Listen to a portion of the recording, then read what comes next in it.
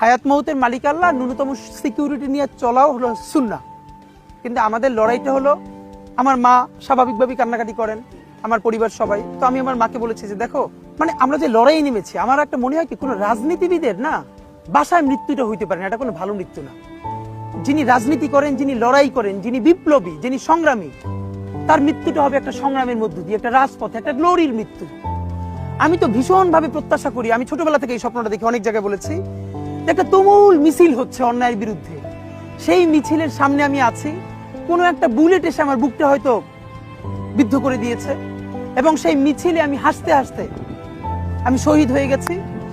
এবং সবাই যখন মৃত্যুটাকে ভীষণ ভয় পায়, আমি তখন হাসতে হাসতে আল্লাহর কাছে ভীষণ সন্তুষ্টি নিয়ে পৌঁছতে চাই যে আমি একটা ন্যূনতম ওই জীবনটা লিড করতে পারলাম, যে আমি একটা ইনসাফের হাসি নিয়ে আমি আমার আল্লাহর কাছে পৌঁছতে চাই।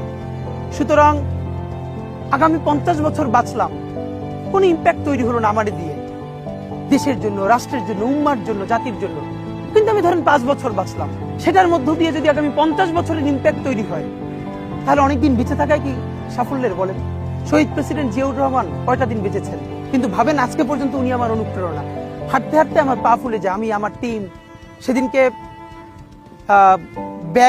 ব্যাগের মধ্যে জুতো নিয়ে তারপরে একটা শপিং মলে ঘুরছিলাম, মানে পা ফুলে গেছে, পা জুতোয় ঢুকাতে পারছিলাম না।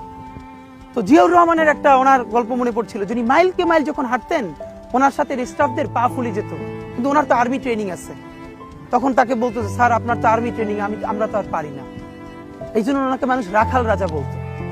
তা আমরাও সারা বাংলাদেশের 56,000 বর্গ মাইলে হাঁটতে চাই, আমরা ইনসাফের চাষাবাদ করতে চাই, একটা স্বাধীন সার্বভৌমত্বের সততার বাংলাদেশ তৈরি করতে চাই। আল্লাহ যে কয়দিন হায়াতে রাখবেন, এই লড়াইটা করব।